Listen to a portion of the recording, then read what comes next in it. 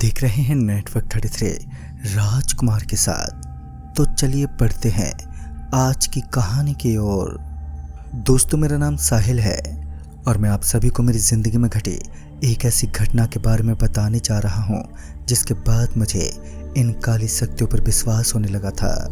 उस दिन मैं अपने मौसी के ससुराल यानी कि राघवपुर गया हुआ था और दूसरे ही दिन मुझे अपने गांव लौटना था, क्योंकि मुझे गांव में गए हुए काफ़ी दिन बीत चुके थे। तो मैं आज शाम की बस पकड़कर वापस अपने गांव की तरफ रवाना होने वाला था। मैं पूरी तैयारी के साथ बस स्टैंड के लिए रवाना हुआ और मेरे साथ में मेरी मौसी का लड़का भी था, जो मुझे सिर्फ बस स्टैंड तक पहुंचाने के लिए मेरे साथ चला जा रहा था। जब हम बस स्टैंड पर पहुंचे तो हमें पता चला कि तकरीबन सारी बसें तो आज निकल चुकी हैं, मगर हाँ, अब एक आखिरी बस बची थी और उसका समय रात के 11 बजे का था। पता नहीं आज मेरा मूड किस तरह बन चुका था। मुझे किसी भी हाल में गांव लौटना था।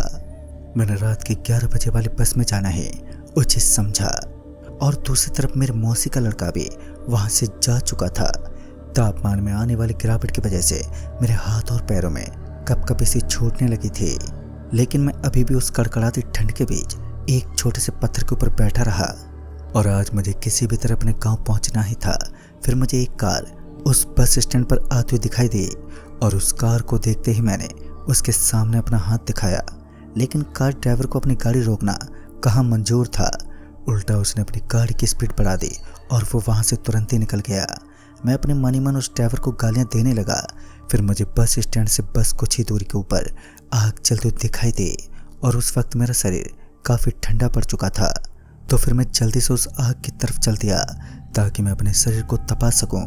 और जब मैं उस आग के पास पहुंचा तो मैंने पाया कि वहां पर 5 बूढ़े आदमी बैठे हुए थे और जब उन लोगों की नज़र मेरे ऊपर पड़ी तो वो मुझे अपने करीब आने का इशारा करने लगे। फिर मैं भी उनके पास पहुंचा और उनके बीच जाकर बैठ गया। उन बुढ़ों के बीच वही सब बातें चल रही थी कि गांव के बाहर जहां दिव्य शक्तियों का प्रकोप खत्म हो जाता है तो वही एक साया निवास करता है, जो भय का दूसरा नाम है। पहले तो मैंने उनकी बातों पर ज़्यादा ध्यान नहीं दिया, लेकिन पता नहीं क्यों मेरा इंटरेस्ट उनकी बातों में लगातार बढ़ता गया, जिस कारण मैं कान लगाकर उनकी सभी बातों को नोट करने लगा। फिर उसके कुछ ही देर बाद ही मुझे बस का हॉर्न सुनाई दिया और जब मेरी नज़र घड़ी की तरफ गई तो मैंने देखा कि अब रात के तकरीबन 11 बजने को आए थे। वक्त कब कट गया मुझे तो पता ही नहीं चला। अपना सारा सामान उठाते हुए मैं बस की तरफ पहुंचा तो उन बुजुर्ग लोगों ने जाते वक्त मुझे एक समझदार की बात कही। उनका कहना था कि अगर बुरी शक्ति से मुलाकात हो तो पीछे मुड़कर मत देखना। जब मैं बस के अंदर पहुंचा तो मैंने देखा कि बस के अंदर कम यात्री और खामोशी ज़्यादा नज़र आ रही थी। मैं दरवाजे के पास वाली सीट के ऊपर ही बैठ गया और फिर बस अपनी पूरी रफ्तार पकड़ने लगी। आज इस ठंड ने तो पूरा दिमाग ही खराब करके रखा था। मेरे अगल बगल में बैठे लोगों ने कंबल और चादर ओढ़ रखी थी, लेकिन मेरे पास कोई ऐसी सामग्री नहीं थी जिससे मैं अपनी सर्दी को रोक सकूं। लिहाजा मैं सीट से चिपकता हुआ चुपचाप बैठा रहा। जैसे जैसे बस की स्पीड बढ़ रही थी तो वैसे वैसे मेरा शरीर अकड़ता जा रहा था। ठंड के मारे मेरे हाथ और पैर कांप रहे थे और तभी किसी का बैग लुढ़कता हुआ बस के दरवाजे के पास पहुंच गया और उसी समय बस की रफ्तार धीमी होने लगी। बस के लोगों के अंदर डर का साया मंडराने लगा। सभी लोगों का कहना था कि अब बस एक ऐसे एरिया से गुजरने वाली है जिसकी कयामत की आंधी के सामने सभी लोग अपने घुटने टेक देते हैं। मुझे भी नहीं मालूम था कि ये कौन सा इलाका था जिसका डर इतना विशाल था। तो मैं भी चुपचाप बस की उसी सीट पर बैठा रहा जहाँ मैं शुरुआत में बैठा हुआ था। लेकिन वो कहते हैं ना, जब इंसान की किस्मत खराब होती है तो ऊंट पर बैठे हुए इंसान को भी साला कुत्ता काट लेता है। साला ऐसा ही कुछ आज मेरे साथ भी घटने वाला था, क्योंकि हमारे बस कुछ ही दूर आगे जाने के बाद एक जोर का झटका खाकर बंद पड़ गई। उस बस का ड्राइवर किसी पागल कुत्ते की तरह उस बस के अंदर हड़बड़ी मचाने लगा और साथ ही बस को स्टार्ट करने की हर नाकाम कोशिश को अंजाम देने लगा। लेकिन बस का स्विच अभी तक ऑन नहीं हुआ और अब बस का कंडक्टर भी जल्दी जल्दी बस की खिड़कियों और दरवाजे को बंद करने में लगा था। फिर पता नहीं मुझे ऐसा क्या सूझा कि यहाँ पर क्या होने वाला था और क्या चल रहा था। मैं तो इन सब बातों से बिल्कुल अनजान था, मगर अपनी हिम्मत बांधे अभी भी मैं उसी सीट के ऊपर बैठा हुआ था। बस का कंडक्टर अपने साथी कर्मचारियों को फ़ोन मिलाने में लगा था और उन्हें बताने लगा कि उनकी बस एक ऐसी जगह पर बंद पड़ चुकी है जहां दूर दूर तक लोगों का निवास स्थान नहीं है। और उस कंडक्टर का ये कहना बिल्कुल सत्य भी था, क्योंकि वहां तो दूर दूर तक कोई मौजूद ही नहीं था। फिर मैं उस बस की विंडो से हल्का हल्का बाहर देखने लगा तो मैंने पाया कि उस खालिस्तान में बड़े बड़े और विशाल मकान तो बने हुए थे, लेकिन उन सभी के ऊपर काला रंग छाया हुआ था। और ये भी साफ साफ पता चल रहा था कि इस इलाके के सारे घर काफ़ी सालों से एकदम वीरान पड़े हैं। मैं तो उन सभी मकानों को धीमे धीमे घोरता जा रहा था। फिर मुझे एक मकान के पास एक छोटी सी खिड़की के अंदर से कोई झांक तो दिखा। उस अंधेरे की वजह से मैं उसका चेहरा साफ साफ तो देख नहीं पाया, लेकिन फिर मुझे भी ऐसा लग रहा था कि वहाँ कोई तो है जो इस पुराने खंडर पड़े मकान में अभी भी मौजूद है। मैं इस बारे में उस बस में बैठे कुछ और यात्रियों को बताने लगा तो वो सभी यात्री मेरे ऊपर भड़क पड़े। उन सभी का मानना था कि इस बस से बाहर देखना भी हमारे लिए गुनाह साबित हो सकता है, जिस कारण मैंने एक बार भी बस के बाहर नहीं देखा। और उन सभी की गाली गलौज सुनने के बाद मैं चुपचाप अंदर ही बैठा रहा। लेकिन वो कहते हैं ना, जहाँ इंसान होते हैं वहाँ कोई ना कोई गलती जन्म लेती ही है। इस बार भी कुछ ऐसा ही हुआ, क्योंकि हमारी बस का एक यात्री जो अभी भी बस से बाहर था तो हमें उसके चीखने की आवाज़ सुनाई देने लगी। और इन आवाज़ों को सुनने के बाद सब लोगों को ये अंदाज़ा हो चुका था कि उस शख्स के साथ कुछ तो बुरा हुआ है। लेकिन क्या हुआ था ये तो हमें भी नहीं मालूम था। मैंने उस विंडो से झांक कर देखने की हिम्मत तक नहीं की, क्योंकि मैं भी अच्छे से जानता था कि इस वीरान जगह पर कुछ तो ऐसी चीज़ें मौजूद हैं जो वाकई सबसे अलग और सबसे अजीब हैं। सभी लोग उन चीखने की आवाज़ों से तंग आकर डर और हताश के मारे वहीं बैठे रहे। दूसरी तरफ मेरी हालत भी पतली पड़ रही थी, क्योंकि मैं अपनी लाइफ में पहली बार एक ऐसी जगह पर पहुंचा था जहां पर आतंक के अलावा किसी और चीज़ का नाम ही नहीं था। मैं उस बस कंडक्टर से बात करने में लगा था कि आखिर ऐसा क्या हुआ है जिसकी वजह से अभी भी हमारी बस स्टार्ट नहीं हुई है। तो बस के कंडक्टर ने बताया कि बस का इंजन अचानक ही अब सीज हो चुका है और अब बस का यहाँ से निकलना ना के बराबर है। अब तो सुबह ही कुछ हो सकता है, पूरी रात हमें यहीं बितानी होगी। और तभी मैं अपना सर पकड़कर वहीं पर चुपचाप बैठ गया, क्योंकि आज के लिए अगर मैं अपनी मौसी के घर भी रुक जाता तो इस भयानक जगह पर ना फंस पाता। खैर अब जो होना था वो तो हो चुका था। अब बस मेरे मन में एक ही ख्याल चल रहा था कि आखिर मैं अपने साथ साथ इन लोगों को यहाँ से कैसे निकालूं। बस का ड्राइवर भी हताश था।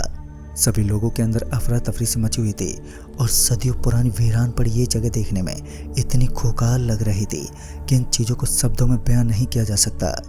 बस के खिड़की और दरवाजे को अच्छी तरह से लॉक कर दिया गया। शायद रात के लगभग 1 बजने को आए थे। सन्नाटा अभी भी उसी तरीके से पसरा हुआ था और हल्की हल्की हवा का झोंका उस जगह को और भी डरावना साबित कर रहा था। मैं अभी भी अपनी आंखें खोलकर चारों तरफ के नज़ारे को इमेजिन कर रहा था कि बाकी के सारे यात्री अब नींद में सो गए थे। पता नहीं कैसा माहौल था उस वक्त। और तभी मुझे ईंट और पत्थर गिरने की आवाज़ें वहाँ पर सुनाई देने लगी। अब ये आवाज़ इतनी ज़ोर की थी कि बस के अंदर सोए सारे लोग एकदम से उठ गए। एक पल के लिए मैं बस से बाहर की ओर देखने लगा तो मैंने पाया कि बस का ड्राइवर एक रस्सी को खींचते हुए बस के करीब लेकर आ रहा था। मैं तो बिना कुछ सोचे समझे बस से नीचे उतर गया, लेकिन मुझे क्या पता था कि मेरी ये करतूत मेरे लिए एक बड़ी भूल साबित हो सकती है। जब मैं बस से नीचे उतरा तो मैंने देखा कि बस के बाहर कोई ड्राइवर ही नहीं था, मगर एक रस्सी अभी भी बस के पीछे वाले हिस्से से लटकी हुई थी। तभी मैं झांकते हुए ये देखने की कोशिश कर रहा था कि क्या सच में यहाँ पर कोई मौजूद है या फिर नहीं। फिर मुझे अपने पीछे से एक आवाज़ सुनाई दी, अरे साहिल भाई मेरी मदद तो करो। और फिर जब मैं पीछे मुड़ा तो मैंने देखा कि बस का ड्राइवर एक पेड़ के नीचे खड़ा था, जिसका एक पाँव पत्थर के नीचे दबा हुआ था।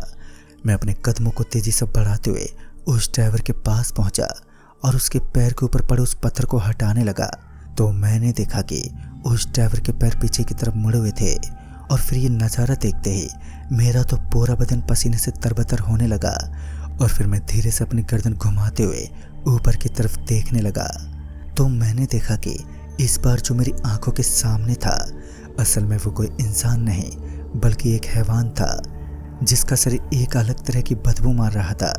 मैं अपने आप को सुरक्षित करने के लिए बस की तरफ भागा, लेकिन मेरे पांव अब एक ही जगह पर धंस चुके थे और मैं अपने शरीर की पूरी ताकत लगाने के बावजूद भी अपनी जगह से टस से मस नहीं हो पाया। फिर मुझे ऐसा फील हुआ कि किसी ने मेरा पैर पकड़ लिया है और तभी मैं वहीं पर नीचे गिर पड़ा। फिर मुझे कोई घसीटते हुए किसी गुफा की ओर लेकर जाने लगा। तभी मैं जोर से चिल्लाया, मगर आज मेरी किस्मत के साथ साथ लोगों ने भी मेरा साथ छोड़ दिया था, जिस वजह से मैं एक ऐसे स्थान पर पहुंच गया जहां पर दहशत का नाम जोरों शोरों से मचता आया हो। फिर मैंने अपने आप को एक ऐसे स्थान पर पाया जहां पर चारों ओर काला काला अंधेरा था और साथ ही कुछ आवाजें भी सुनाई दे रहे थे। शायद ये जंगली जानवरों की आवाज़ थी। फिर मेरी मुलाकात वहीं पर मौजूद बस के ड्राइवर से हुई। तब जाकर मुझे एक राहत की सांस मिली। फिर मैं उस ड्राइवर के साथ कुछ गुफ्तगू करने लगा तो उसने बताया कि जिस हिसाब से मैं इस स्थान पर पहुंचा था कुछ इसी प्रकार से वो बस ड्राइवर भी वहां पर पहुंचा था। फिर बस का वो ड्राइवर अपने हाथ से इशारा करते हुए मुझसे कहने लगा कि यहाँ से निकलने का सिर्फ एक ही रास्ता है। उस ड्राइवर के इशारे के बाद जब मेरी नज़र उस छोटी सी गुफा के ऊपर गई तो मैंने देखा कि वहाँ पर एक हल्का सा गड्ढा बना हुआ था और उस गड्ढे की सिर्फ एक ही खासियत थी कि उसके अंदर से सिर्फ एक ही आदमी बाहर निकल सकता था। या तो मेरी ज़िंदगी बचने वाली थी या फिर वो बस ड्राइवर वहाँ से निकलने वाला था। जिस स्थान पर हम दोनों बैठे हुए थे और जब हम वहाँ से उठने लगे तो हमारा शरीर तो अब हमारे कंट्रोल में नहीं था। हमें ऐसा लग रहा था मानो किसी ने हमें जंजीरों से बांध दिया है। ये सब कुछ ऐसा था कि मेरी समझ से बाहर था। लेकिन फिर मुझे मेरे करीब एक छोटी सी गुड़िया पड़ी हुई दिखाई दी जिसके ऊपर हल्के हल्के धागे बंधे हुए थे और उसी वक्त मुझे ये समझते ज़्यादा समय नहीं लगा कि ये करतूत ज़रूर किसी जादू टोने की है। लिहाजा मैंने अपने पैर के सहारे से उस गुड़िया को अपनी तरफ खींच लिया और जब वो गुड़िया मेरे करीब पहुंची तो मैंने उसके सारे धागे खोल दिए और उसी वक्त मुझे अपना शरीर हल्का हल्का महसूस होने लगा। साथ ही वो ड्राइवर भी अब नॉर्मल हो चुका था।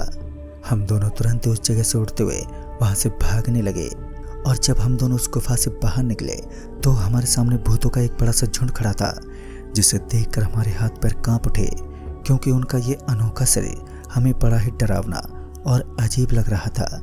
लेकिन एक अच्छी बात ये थी कि अभी तक उन्हें ये भनक नहीं थी कि हम दोनों आज़ाद हो चुके हैं। और फिर हम दोनों तभी पांव चुपचाप वहाँ से निकल गए। खौफ के मारे अभी हमारा पूरा शरीर कांप ही रहा था। मैंने बस का दरवाज़ा ज़ोर से खटखटाना शुरू कर दिया और जब बस का दरवाज़ा ओपन हुआ तब जाकर हमें चैन की सांस मिली। तभी हम दोनों बस के अंदर पहुंच गए और उस रात हमारी जान बच गई।